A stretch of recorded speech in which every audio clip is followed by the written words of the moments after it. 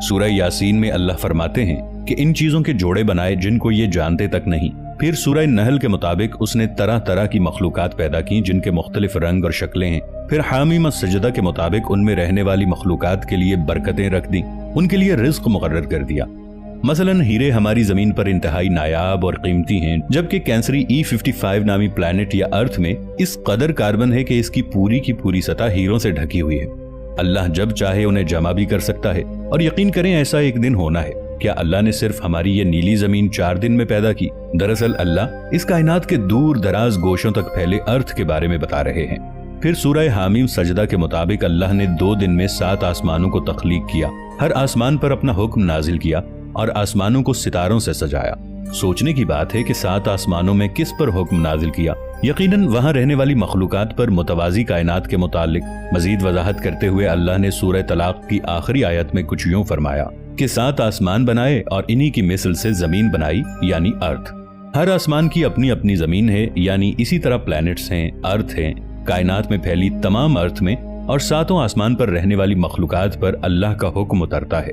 सूरह बनी इसराइल की इस आयत मुबारका में अल्लाह साफ साफ बता रहे हैं कि वो वाकिफ हैं उन सब लोगों से जो जमीन व आसमान में रहते हैं। इन मखलूकात में मुख्तलिफ जावियों से कुछ हमसे भी बेहतर हैं और ज्यादातर से हम बेहतर हैं। वो अक्ल भी रखते हैं और उनकी एक मुकम्मल जिंदगी है। वो सही और गलत का फर्क समझते हैं।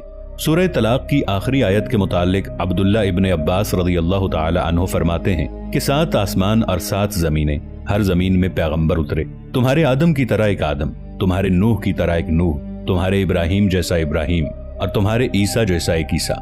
सूरह तलाक की तफसीर करते हुए अब्दुल्ला इब्न अब्बास रज़ियल्लाहु ताला अन्हु सहाबा से फरमाते हैं कि अगर मैं इसकी तफसीर करने लगूं तो तुम लोग काफिर हो जाओगे, क्योंकि ये इतनी एक्स्ट्रा ऑर्डिनरी बात है कि तुम्हारा जहन इसको समझ ही नहीं पाएगा और तुम लोग इससे इनकार कर दोगे। दोस्तों, सच कहें तो रिसर्च के दौरान मुझे इस मौजू के मुतालिक एक ना खत्म होने वाला खजाना मिला। इससे आगे जो मैं आपको बताने वाला हूँ वो इससे कहीं ज्यादा इंटरेस्टिंग होने वाला है। दरवाजों के पार की दुनियाएं कैसी दिखती होंगी, उनमें रहने वाले मखलूकात कौन सी होंगी, उनमें कौन कौन सी नेमतें और बरकतें रखी गई हैं, ये सब मैं अगली वीडियो में आपको बताने की कोशिश करूंगा।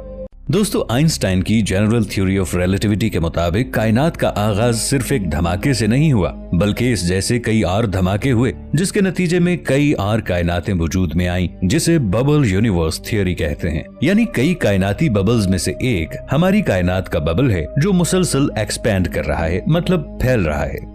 इनका निजाम और इनके फिजिक्स के कवानीन भी एक दूसरे से मुख्तलिफ हैं। लेकिन आइंस्टाइन के बाद 1928 में एक जर्मन मैथमेटिशियन और फिजिसिस्ट हरमन वेल ने एक थ्योरी पेश की कि आसमान में ट्यूब्स जैसे रास्ते हैं जो कायनात को दूसरी कायनात से जोड़ते हैं, और इन ट्यूब्स के जरिए चीजें दूसरी कायनातों में दाखिल हो जाती हैं लेकिन वापस नहीं आ सकती।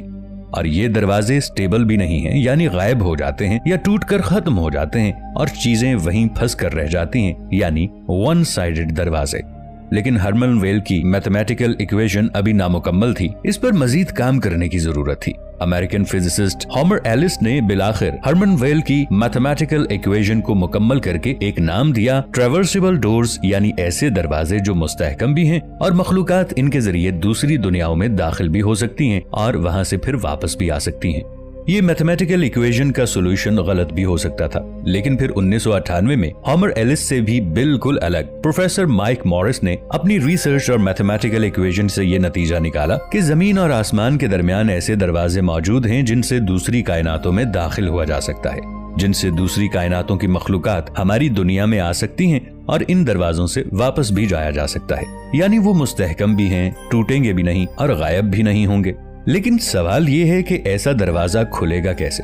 तो नाजरीन, हमारी कायनात में ऐसे पुरअसरार मादे हैं जो इंसानी आंख नहीं देख सकती, क्योंकि हमारी आंखों की देखने की रेंज बहुत कम है, जो सिर्फ 7 रंगों पर मुश्तमिल चीजों को ही देखने की सलाहियत रखती है, जबकि दर हकीकत हमारी निगाहों से एक दुनिया ढकी हुई है जो हमारे सामने होते हुए भी नजर नहीं आती। इन मादों को एक्सोटिक मैटर्स कहा जाता है।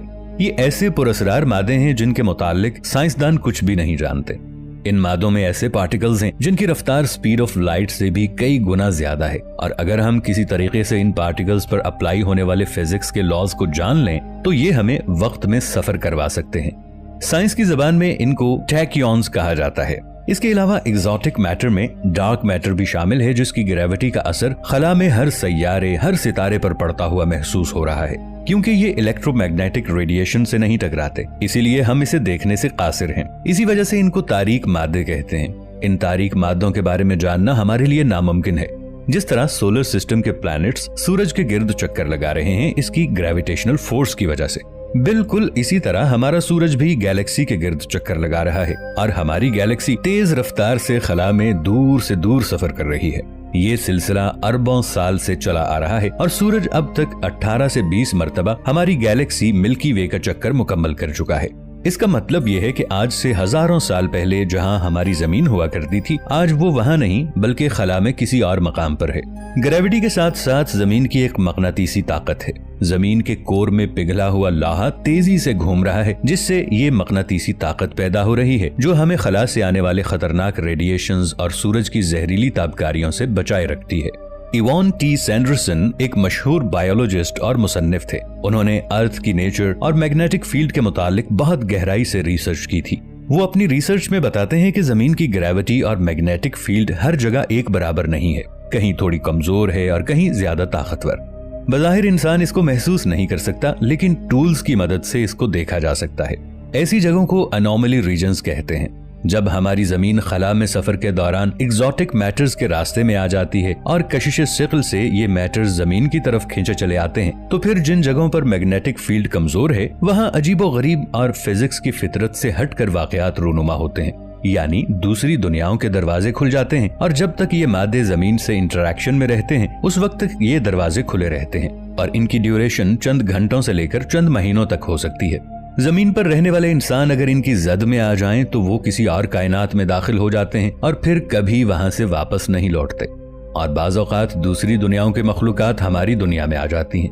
मुझे इस रिसर्च के बाद ऐसा लगता है कि जब अल्लाह याजूजो माजूज को खोलेंगे तो उस टाइम मुमकिन है कि हमारी जमीन किसी पुरअसरार मादों से इंटरेक्शन में हो, जिससे हमारी और उनकी दुनिया आपस में कनेक्ट हो जाएंगी और वो कतार दर कतार भेड़ों के झुंड की तरह बुलंदियों से उतरते नजर आएंगे। क्योंकि याजूज माजूज जब जमीन पर फसाद फैलाते थे तो वो इस जमीन पर नहीं किसी और जमीन के लोगों के पास जाया करते थे जिनकी जबान जुल्करनैन नहीं जानते थे। दरअसल उस वक्त उनकी दुनियाएं आपस में एक दूसरे से कनेक्टेड थीं। इवान टी सैंडरसन ने जमीन की रिसर्च से एक और बात बताई कि जमीन में ऐसे रीजन्स हैं जिन्हें वाइल्ड वॉर्टिसेस कहते हैं, यानी ये वो खित्ते हैं जहां अजीबो गरीब वाकयात रूनुमा होते हैं, जैसे बहरी जहाजों और हवाई जहाजों का गायब हो जाना, अजीबो गरीब रोशनियां दिखाई देना, गैर मामूली सरगर्मियों का पेश आना। उसने दावा किया कि पूरी दुनिया में 12 ऐसे मकामात हैं जिनका आपस में दरमियानी फासला एक बराबर है और इनकी शेप भी एक जैसी है, यानी ट्रायंगुलर। सबसे हैरानकुन बात उसने ये बताई कि उनकी ये ट्रायंगुलर शक्ल जमीन के अंदर तक छुपी हुई है और ये वो जगह हैं जहां गैर मामूली वाकयात यानी दूसरी दुनियाओं के दरवाजे खुल जाते हैं।